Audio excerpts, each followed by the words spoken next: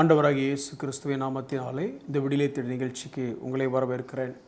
ரட்சிப்பை குறித்து பல நாட்களாக நாம் தியானித்து கொண்டிருந்தோம். கடந்த சில நாட்களாக ரட்சிப்பின் நிச்சயத்தை குறித்து நாம் கற்றுக்கொண்டிருக்கிறோம்.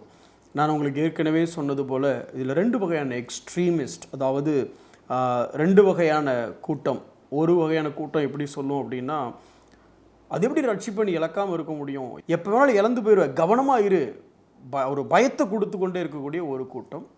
இன்னொரு பக்கம் எப்படி ஆயிடுச்சு அப்படின்னா, என்ன வேணாலும் பண்ணிக்கலாம்ப்பா, ஒன்றும் பிரச்சனை இல்லை, அதெல்லாம் ரட்சிது, one saved it saved for ever அப்படின்னு சொல்லி இன்னொரு பக்கம். ஆனால் இந்த ரெண்டும் இல்லாமல் நடுநிலைமையாக வேதத்தின் அடிப்படையில் இந்த காரியத்தை குறித்து தியானிக்கணும். அப்படி நம்ம தியானிக்கும் பொழுது நம்ம முதல்ல என்ன கற்றுக்கொண்டோம்னா, ரட்சிக்கப்பட்ட ஒருத்தனுக்கு தேவன் நித்திய ஜீவனை கொடுத்துட்டாரு. ரட்சிக்கப்பட்ட ஒருத்தனை முற்றுமுடிய நடத்துகிறவர், காத்து கொள்ளுகிறவர் யாருன்னா அழைத்த அந்த உண்மையுள்ள அந்த தேவன் அப்படிங்கிறத பார்த்தோம். அதற்கப்புறம் என்ன பார்த்தோம் அப்படின்னா, இந்த ரட்சிப்பின் நிச்சயமுடையவனா நான் இருக்கணும் அப்படின்னா சத்தியத்தை அறிகிற அறிவு மட்டும் எனக்கு இருந்தால் போதாது, அது என் வாழ்க்கையில் இருக்குதா, அது அனுபவத்துக்குள்ளே வந்துருச்சா, இந்த காஸ்பல் என் வாழ்க்கையில் எந்த மாதிரி ஒரு தாக்கத்தை ஏற்படுத்தி இருக்கு, அறிவோடு இருக்கிறதா இல்லை என் அனுபவத்துக்குள்ளே வந்து நான் தேவனை அன்பு கூற ஆரம்பிச்சிட்டானு பார்க்கணும் அப்படின்னு சொல்லி கவனித்தோம். அதுக்கப்புறம் நம்ம தியானிக்கும் பொழுது இந்த கவுண்டர்ஃபீட் கிறிஸ்டியன்ஸ், அதாவது கிறிஸ்துவ ஆலய கட்டடத்துக்குள்ளே இருப்பாங்க, ஆனால் கிறிஸ்துவாகிய கட்டடத்தில் இருக்காங்களான்னு தெரியாது, கிறிஸ்தவர்களோடு இருப்பாங்க ஆனால் கிறிஸ்துவோடு இருப்பாங்களான்னு தெரியாது, அப்படிப்பட்ட புரிதல், நம்மோடு இருப்பவர்கள் ஆனால் நம்முடையவர்கள் அல்ல அப்படிங்கிற காரியத்தை குறித்து தியானித்தோம். இன்றைக்கி இன்னும் ஒரு லெவல், அதன் அடுத்த லெவல் எடுத்து போகிறோம் பாருங்களேன். அதாவது இதில் இவங்கெல்லாம் கிறிஸ்தவங்க இல்லைன்னு எப்படி பிரதர் சொல்ல முடியும்? ஃபார் எக்ஸாம்பிள், வரங்கள், வல்லமை, இப்படிப்பட்ட மனிதரெல்லாம் பார்க்கும்பொழுது நம்ம இவங்கெல்லாம் கண்டிப்பாக கிறிஸ்தவங்களாக தான் இருக்கணும், இவங்கெல்லாம் எப்படி இன்றைக்கி இவ்வளோ பெரிய தப்பு பண்ணால் எப்படி அவங்க, இப்படி பல காரியங்களை நம்ம யோசிக்கிறோம். வேதத்தில் ஒரு அருமையான ஒரு பகுதி, ஒரு மிக நீண்ட ஒரு பகுதி, அதை ஆண்டவர் ஒரு பிரசங்கமாக செஞ்சுட்டு ஒரு ஆல்டர் கால் கொடுக்குற மாதிரி ஒரு பகுதி இருக்குது. அந்த பகுதியிலேருந்து சில காரியத்தை உங்களுக்கு நான் காமிக்க விரும்புகிறேன். அதாவது மத்தேயு 7வது அதிகாரத்தில் ஆண்டவர் கொடுக்குற அந்த மலை பிரசங்கத்தினுடைய தொடர்ச்சியும் ஒரு ஆல்டர் கால் மாதிரி இருக்கிறது. அது 7வது அதிகாரத்தில் ஒரு 3 காரியத்தை குறித்து ஆண்டவர் பேசுகிறார். 2 வாசலை குறித்து பேசுகிறாரு, அப்புறம் 2 மரத்தை குறித்து பேசுகிறாரு, அதுக்கப்புறம் 2 வீட்டை குறித்து பேசுகிறார். இதை குறித்து நம்ம ஏற்கனவே இந்த லார்ட்ஷிப் சால்வேஷன் அப்படிங்கிற காரியத்தில் நிறைய தியானிச்சிட்டாலும் இதற்கு தொடர்பாக ஒரு காரியத்தை உங்களுக்கு காமிக்க விரும்புகிறேன். மத்தேயு 7வது அதிகாரம் 13வது வசனம், 17வது வசனம், 24வது வசனம், இந்த பகுதிகளில் நான் சொல்கிற காரியம் இருக்குது. 1, இடுக்கமான வாசல் வழியாய் உட்பிரவேசியுங்கள், கேட்டுக்கு போகிற வாசல் விரிவும் வழி விசாலமாக இருக்கிறது. 2 வாசல், ஒரு இடுக்கமான வாசல், ஒரு விசாலமான வாசல். மத்தேயு 7வது அதிகாரம் 17வது வசனம், நல்ல மரம் எல்லாம் நல்ல கனியை கொடுக்கும், கெட்ட மரம் நல்ல கனியை கொடுக்க மாட்டாது. நல்ல மரம் ஒன்று இருக்குது, கெட்ட மரம் ஒன்று இருக்குது. அடுத்து 24, கண்மலையின் மேல் தன்னை வீட்டை கட்டின மனிதன், இன்னும் சொல்ல போனால் அடுத்து மணலின் மேல் கட்டின மனிதன். வாசல், மரம், வீடு. வாசல்லையும் 2 கேட்டகரி இருக்குது, மரத்துலையும் 2 கேட்டகரி இருக்குது, வீட்டில் 2 கேட்டகரி இருக்குது. நல்லது கெட்டது, நல்லது கெட்டது, இடிக்கப்பட்டது ஸ்ட்ராங்காக நிற்கிறது. அதே மாதிரி கிறிஸ்தவன், ரட்சிக்கப்பட்ட கிறிஸ்தவன், ரட்சிக்கப்படாத கிறிஸ்தவன், உங்களுக்கு புரியுறதுக்காக நான் சொல்கிறேன். நிறைய பேர் நம்ம ரட்சிக்கப்பட்டோன்னு நினச்சிட்டு இருக்கிறாங்க, ஆனால் ரட்சிக்கப்பட்ட நினச்சி அவங்க அது மரம் தான், அவங்க நல்ல மரம் நினச்சிட்டு இருக்கலாம், ஆனால் கொடுக்குற கனியை பொறுத்து தான் முடிவு பண்ண முடியும். ஏன் இந்த பகுதியை எடுத்தோம் அப்படின்னு சொன்னால், அதே வசனத்தை நீ கீழே வாசிச்சிங்க அப்படின்னா, இந்த 7வது அதிகாரத்தில் இந்த வாசலை குறித்து நான் ஏற்கனவே விடியலை தேடி நிகழ்ச்சியில் நான் சொல்லியிருக்கேன். அதனால் அதை குறித்து சொல்லாமல் இந்த ரட்சிப்பின் நிச்சயத்திற்கான காரியத்துக்கு தொடர்பு படுத்தி பேசணும் அப்படிங்கிறதுக்காக 15வது வசனத்தை நான் வாசிக்கிறேன் பாருங்களேன். கள்ள தீர்க்கதரிசிகளுக்கு எச்சரிக்கையாக இருங்கள். இதே கான்டெக்ஸ்டில் தான் சொல்கிறாரு. கள்ள தீர்க்கதரிசிகள் எச்சரிக்கையாக இருங்கள், அவர்கள் ஆட்டுத்தோலை பொறுத்து கொண்டு உங்களிடத்தில் வருவார்கள், உள்ளத்திலோ அவர்கள் பட்சிக்கிற ஓநாய்கள், அவர்களுடைய கனிகளினாலே அவர்களை அறிவீர்கள். ஒரு தீர்க்கதரிசியை நல்லவனா கெட்டவனா எப்படி கண்டுபிடிப்போம்? நாம் ரொம்ப சிம்பிளாக கண்டுபிடிப்போம்.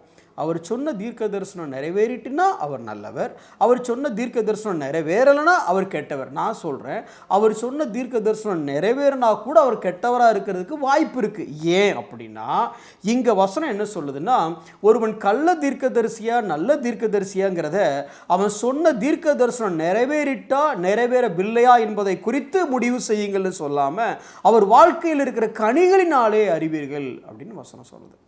அப்போ இவர் எப்படி, சரி இது தீர்க்கதரிசிக்கு இந்த நிலைமை. 21 வசனத்தை பாருங்களேன்.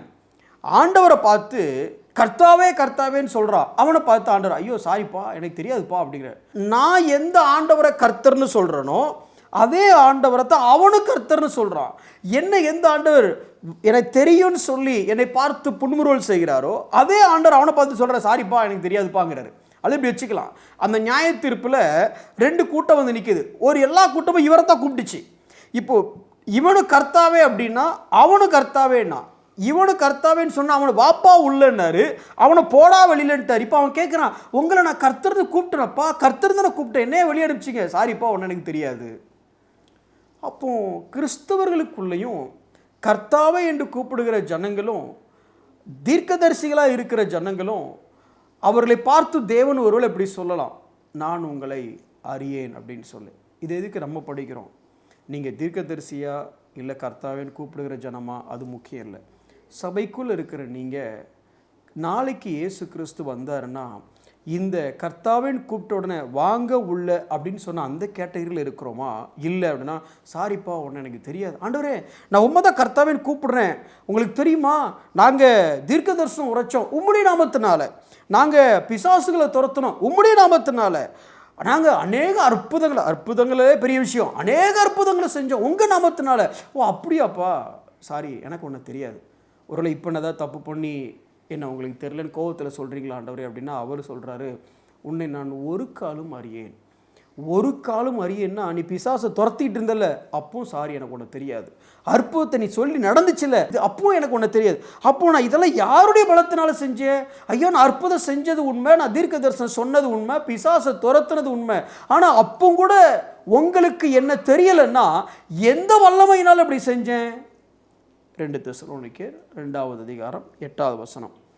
அந்த அக்கிரமக்காரன் வெளிப்படுவான் அப்படிங்கிற வார்த்தை வருது.